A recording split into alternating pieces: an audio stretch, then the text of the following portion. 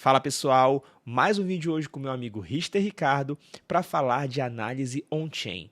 Além de trazer atualizações sobre esse tema tão importante para o Bitcoin, a gente trouxe alguns indicadores que, olha, estão mostrando que é um momento bem interessante de se acumular mais satoshis. E vocês conferem o vídeo a seguir. E aí, Ricardo, tudo bem? Tudo certo? Fala, Breno. Fala, pessoal. Cara, mais uma vez aí, prazer estar contigo gravando aqui, cara. Vamos passar aqui alguns indicadores, né, cara? Vamos falar o que que tá acontecendo. Bitcoin tá andando de lado aí, esse mercado de baixa parece que não acaba nunca, né, cara? É, Mas, por outro lado, a exatamente. gente, a gente, a gente tem outro, a gente está tendo oportunidades, né, quando a gente olha para os fundamentos. E a análise on-chain tem essa capacidade. A gente até comentou em outros vídeos aqui, né, nossos, que a gente pode justamente olhar para os fundamentos do Bitcoin a partir da análise on-chain. E a partir daí sim criar posições, né, mais seguras para o futuro. E eu acho que esse é um momento que a gente está vivendo que é bem interessante da gente revisar, né, Breno, o que está acontecendo nas nossas posições, porque as pessoas que começaram recentemente nunca passaram por um momento tão complicado, eu acho. Sim, e não só um momento tão complicado, como um momento complicado que está se estendendo por muito tempo. E nada impede que se estenda por um tempinho a mais, né? Então a galera tem que ter aí realmente sangue frio para segurar o rojão e, quem sabe, colher os frutos lá na frente. Bom, compartilhando agora a tela do Ricardo. Eu vou Vamos lá. abrir aqui, Breno, para o pessoal, tá? De novo, o Look into Bitcoin. Eu acho que esse Uhum. site ele tem sido bastante legal, assim, o pessoal usar, porque ele traz informações de indicadores que são importantes e ele também é gratuito, né? A gente tinha comentado isso no outro vídeo, então é fácil a interpretação dos indicadores e é muito Sim. acessível por ele ser gratuito. Eu vou fazer aqui bem o caminho, né? O pessoal que Uhum. quiser acompanhar, quiser fazer, tem Vou acesso deixar aqui. um card aqui em cima, pessoal, para vocês verem um vídeo que eu já gravei falando um pouquinho mais sobre esse site, que traz indicadores muito bons e de maneira gratuita para vocês acompanharem aí o Bitcoin, né? Então, assim, né, cara, eu indico para todo mundo, clique no vídeo lá se você ainda não conhece, não sabe como usar, mas é muito fácil, basta acessar aí o site, clicar aqui nessa seção de gráficos, né, charts, e aí ele já abre os indicadores para a gente. O primeiro que ele aparece aqui, Breno, é o famoso Stock to Flow, cara, aquele indicador que sai muito nas notícias aí, tem várias investidores, né, grandes investidores que falaram dele, eu acho que até o próprio criador do modelo ficou muito famoso, com alguns Sim. acertos. Plan B. Mas acontece agora que a gente está numa situação onde o Stock to Flow está passando um pouco de trabalho, né, cara? Se a gente Uhum. fosse olhar só para ele como indicador, eu não acredito que seria algo muito inteligente da gente fazer, porque ele tem uma diferença muito grande no momento atual. Então, eu gosto sempre de enriquecer um pouco mais a nossa análise olhando para outros indicadores. Eu já vi muita gente fazer trade e se orientar só por esse indicador, e eu acho um pouco arriscado, cara. Eu acho que a gente tem Perigoso, né? eu acho perigoso, cara. Eu acho que tem como a gente fazer aí uma análise um pouco mais refinada, Sim. olhando outros indicadores e usando o Stock Flow como complemento. Vejo muita gente, cara, e eu estou falando bastante sobre esse indicador, porque eu vejo muita gente também que já descartou ele, que falou, não, o Stock Flow não funciona mais, ele errou, não chegou a 100 mil dólares como estava previsto, como o criador do Uhum. modelo indicou, então eu simplesmente vou descartar, ele não funciona mais. Eu acho ainda muito cedo para a gente descartar esse indicador, tá? Opinião pessoal minha. Olhando aqui a gente pode ter alguma impressão mesmo de que a gente nunca teve uma variação tão grande no modelo, mas para mim ainda está tudo certo. Eu acho que realmente a gente começa a ter problemas nesse indicador, que a matemática dele realmente quebra lá por 2028, 2030. Então falta algum tempo ainda para a gente ter que, de fato, revisar os fundamentos nos quais esse indicador está construído, Breno. Então, indicando uma compra aqui, né? Vamos falar aí um pouco de trade, como o pessoal sempre quer saber se dá ou não para fazer trade Trade com. com análise on-chain, né? E com esses indicadores. Sim, também temos vídeo falando sobre isso. O Ricardo trouxe também já um outro vídeo falando sobre trade a partir da análise on-chain. Card aqui em cima para vocês também acompanharem. Exatamente. E dá para a gente ter algumas orientações de trade, sim, né? Como a gente concluiu o vídeo. Um indicador muito bacana que cruza aí dados do mercado, né? E também os dados on-chain é o MV. MVRVZ Score. É esse nome esquisito mesmo, Breno, mas, cara, quando a gente olha para esse gráfico aqui, é muito fácil da gente interpretar ele. Sim. Aqui no Look into Bitcoin, a gente pode ver até o Realized Cap aqui e o Market Cap. Não vai ser necessário quando a gente está olhando só para o MVRVZ Score. A gente quer ver esse gráfico aqui que tem essa oscilação, essa grande volatilidade aqui.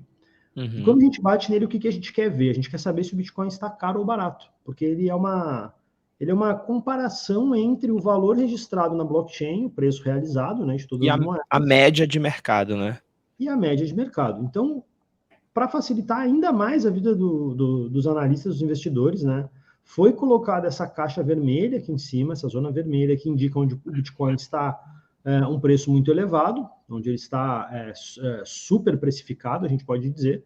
E lá embaixo essa caixa azul aqui, talvez seja verde para alguns, quando a gente tem uma oportunidade de compra. E já faz algum tempo que o Bitcoin vem oscilando aqui dentro dessa caixa, e historicamente, quando a gente olha para os ciclos anteriores, a gente percebe, a partir do MVRVZ Score, que é um bom momento de compra, né? Sim. Então, eu gosto muito de usar esse indicador. Talvez esse indicador, Breno, ele não traga aquele trade rápido que o pessoal quer ver, né? Porque como a gente pode observar aí, foram poucas entradas que a gente teve nas duas zonas, né? A gente teve poucas entradas aqui na zona inferior e também poucas na zona superior. Uhum. Então, é uma coisa que a gente ainda está... Esse é um indicador que, para muitas pessoas, ele parece ser complicado, porque ele cruza dados de mercado, também cruza dados da blockchain, mas na verdade é só a gente olhar bem a caixa ali, cara, e é muito fácil a gente tirar uma conclusão desses indicadores. Outro indicador que eu gosto bastante, tá? Que também traz uma comparação entre capitalização de mercado e capitalização realizada, mas esse indicador aqui ele considera a diferença, tá? Das moedas, o lucro das moedas que estão em lucro, das moedas que estão em prejuízo na blockchain. Sim.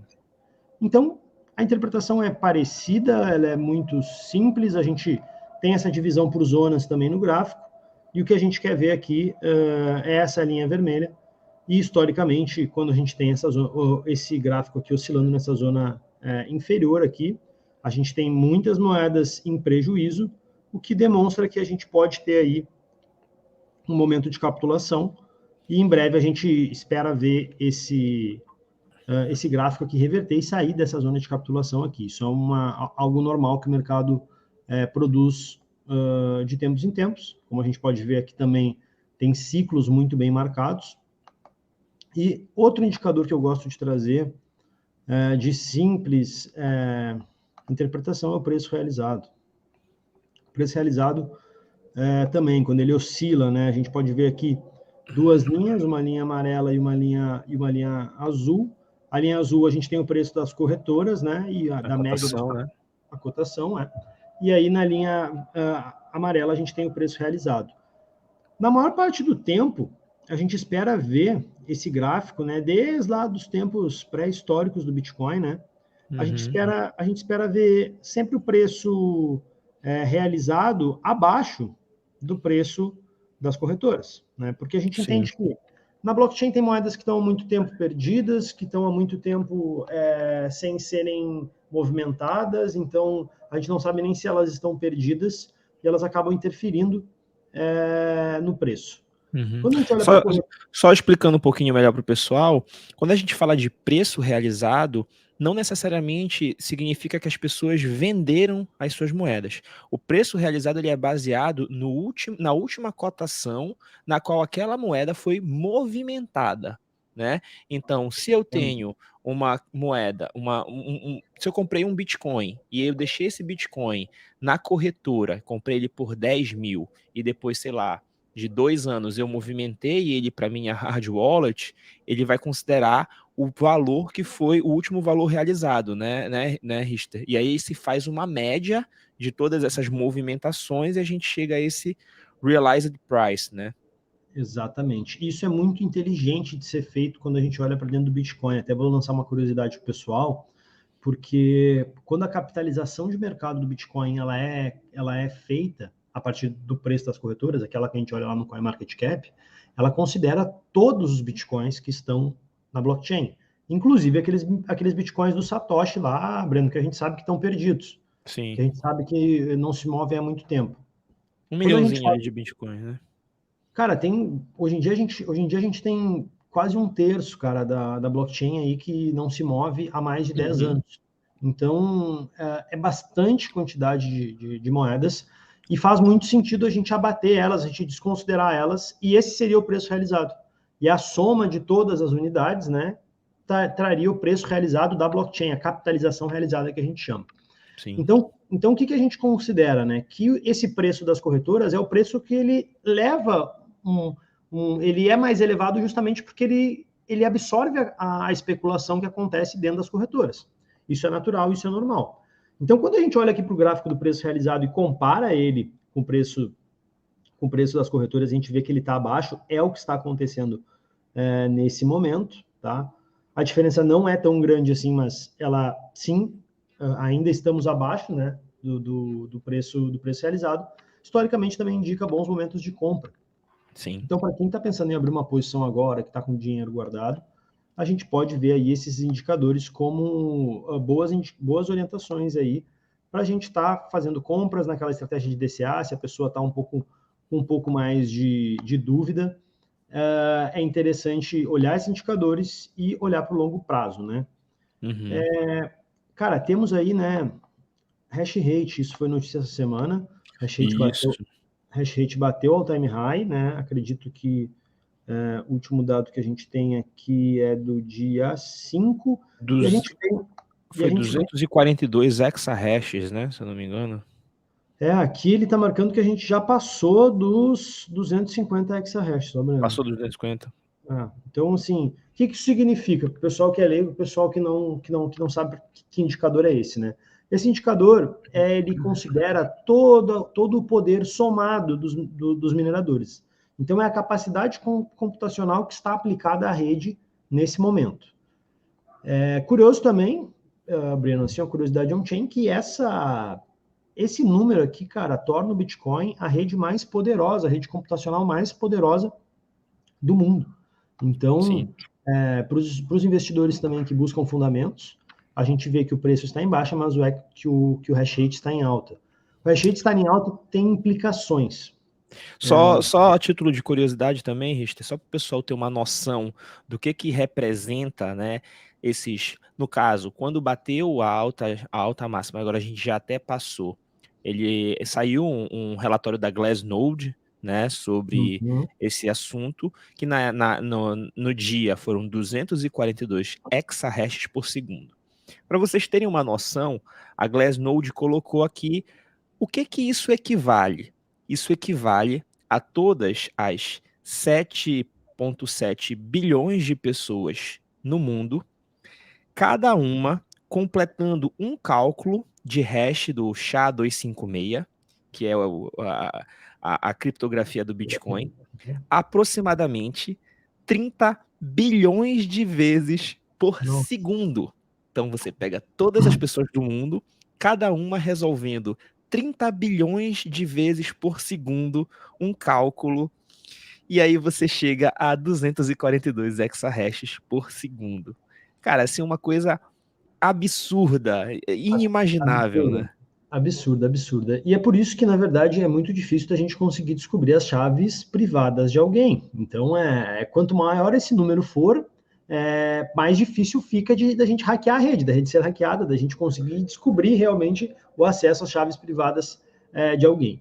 E outra coisa Sim. curiosa é que o hash rate em alta e o preço em baixa colocam uma pressão muito grande nos mineradores. Sim, E e é isso que eu ia te fazer essa pergunta, justamente esse questionamento, né?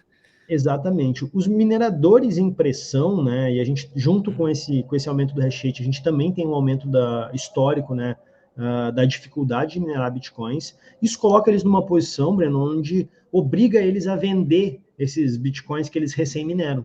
Então, toda vez que eles descobrem um bloco e recebem bitcoins como recompensa pelo bloco, pelo preço estar baixo e a dificuldade estar alta, eles têm um incentivo maior ainda para colocar essas moedas na rede.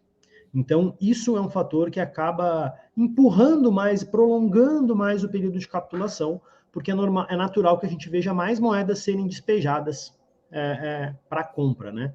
Então, se a Sim. gente não vê essas moedas serem absorvidas rapidamente, a gente pode ver o preço cair um pouco mais. Então, será que, Ricardo, então fica aqui um questionamento. Será que para a gente começar, claro que isso não vai ser agora, né? Acredito eu, principalmente por causa do cenário macroeconômico e tudo mais, mas para a gente começar a ver o Bitcoin de repente esboçar uma reação, voltar a subir, então a gente precisa que esse hash rate diminua? Pelo contrário, eu vejo o hash rate, um bom hash rate é capaz de levar o preço a níveis, a patamares maiores ainda. Existe até uma correlação que a gente pode fazer nesse gráfico aqui, Breno, quando a gente vê alguns momentos de bear market, como a gente viu aqui, ó, em novembro de 2018, hash rate caiu e o preço do Bitcoin também caiu. Alguns outros Uhum. momentos aqui em 2020 aconteceu um movimento parecido. A gente teve uma alta em 2021 do hash rate junto com a alta do preço. A queda da China criou uma especulação no mercado que também a gente viu o preço cair. Então, Sim, o hash rate é outro indicador que mostra que cada vez que ele se eleva, é como se ele levasse um pouco o piso do preço do Bitcoin. Essa não é uma correlação direta, mas a gente entende que existe fundamentos por trás disso no momento em que os mineradores de fato investem em energia, em máquinas, e é uma indústria, é um processo industrial que está sendo feito ali, e isso precisa ser custeado de alguma forma. Então, o hash rate, além de demonstrar mais segurança, também demonstra que os mineradores estão investindo, os mineradores estão se sim. dedicando a tornar a rede mais segura, e esse também pode ser um indicador muito positivo, junto com o número de endereços ativos, que a adoção vem crescendo, né? Uhum. Então, a adoção de Bitcoin vem historicamente crescendo. A gente começa aí esse gráfico lá de 2012 bem baixinho e vê alguns picos. A gente teve hype aí, que normalmente são momentos que a gente vê o all-time high, né, do preço do Bitcoin junto. Mas a gente vê um crescimento constante. E O esse gráfico crescimento só sobe, né? só sobe. E esse crescimento, Breno, ele vem de uma maneira muito curiosa, porque eu até fiz um ensaio, publiquei no Medium no mês passado, que essa linha de crescimento aqui, ela está acima de uma linha de crescimento linear. Ela não comprova um crescimento exponencial, mas existe uma evidência aqui nos dados on-chain da rede que os endereços ativos, né, ou seja, que o uso da rede, ele está crescendo de uma maneira mais acelerada do que o modelo matemático linear. Então, bastante interessante a gente observar isso. Eu estou observando de perto aqui. E, cara, para mim o que falta é acontecer algum evento de adoção em massa. Que evento é esse? Não sei. Talvez mais um país colocar aí o Bitcoin como curso legal, talvez uma instituição, talvez um grande banco abrir aí para seus clientes comprar. Eu acho que estamos nesse caminho. Então, vejo que olhando esses indicadores, olhando o hash rate, olhando os endereços ativos que só crescem, os outros indicadores ali, MV, RVZ, Stock to Flow, eu acredito de fato que a gente tem aí um bom momento para continuar acumulando bitcoins, que os fundamentos ainda estão favoráveis e que, cara, não é momento da gente tentar inventar muita coisa. Eu acho que o bom e velho DCA ele vai funcionar aqui. Eu, particularmente, eu estou com os meus trades um pouco desacelerados aí, faz tempo que eu não faço nenhum trade, nem de Bitcoin, nem de Ethereum, justamente porque o mercado está oscilando bastante. E Sim. o cenário macroeconômico ainda é muito complicado, né? Justamente hoje aí o presidente dos Estados Unidos disse que a gente nunca esteve tão perto de uma guerra nuclear, algo assim, né? Sim. Então, Uhum. cara, existe certeza maior do que essa? Não. Então é normal que a gente veja aí os mercados em baixa por mais um tempo. Eu não acho que seja um problema específico do Bitcoin, né? A gente pode olhar para outros ativos aí, principalmente ativos de tecnologia americanos que são muito famosos. A gente pode olhar que esses ativos aí também se depreciaram com esses eventos, e não seria diferente com as criptos e com o Bitcoin, né, Breno? Sim. Eu acho que assim, fazendo um paralelo ao mercado tradicional, tanto o Bitcoin sofreu muito e está sofrendo muito, assim como ações, assim como a renda variável de modo geral, mas em contrapartida, o que a gente vê é que o mercado tradicional como existe hoje, ele parece que está cada vez mais enfraquecido, cada vez mais desacreditado. E na Sim. contramão, a gente tem o Bitcoin, a rede do Bitcoin, cada vez mais forte, cada vez mais Uhum. segura, né? A gente vê a adoção cada vez maior. Então, e aí? Quem será que está certo nessa Cara, história? a comunidade internacional, assim, de analistas, eles brincam, né, muito, dizendo assim, cara, a hora que o Bitcoin subir, cara, ele vai subir tanto, mas tanto, que vocês não vão entender nada, porque é justamente nesses momentos que a gente passa por esses mercados de baixa, que a gente costuma estudar mais, olhar mais para os fundamentos. Eu vejo muitas pessoas muito fazendo isso, e os fundamentos eles não mudam, né? Eles continuam basicamente intactos.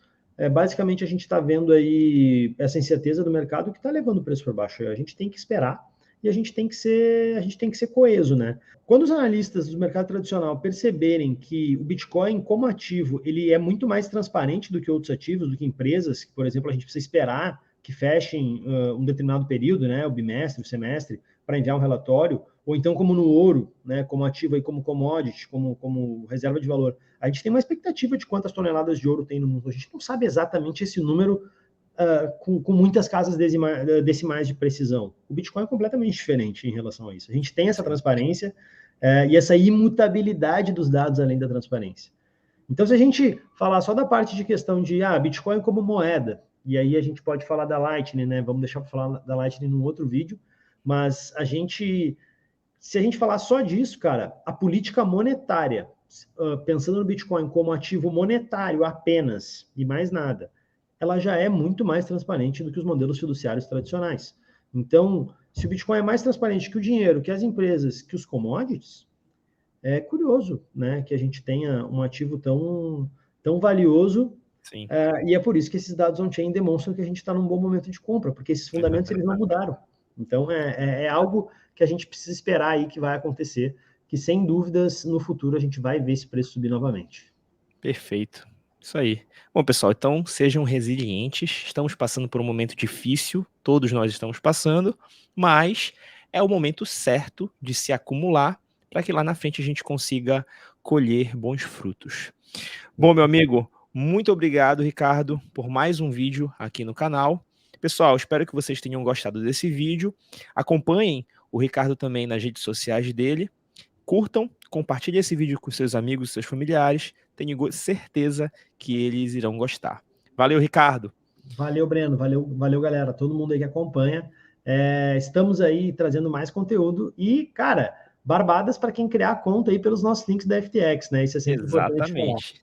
Exatamente. Então, link na descrição, abram a conta de vocês na corretora que mais cresce no mundo atualmente e ganhem descontos exclusivos nas taxas de corretagem. Valeu, pessoal. Até a próxima.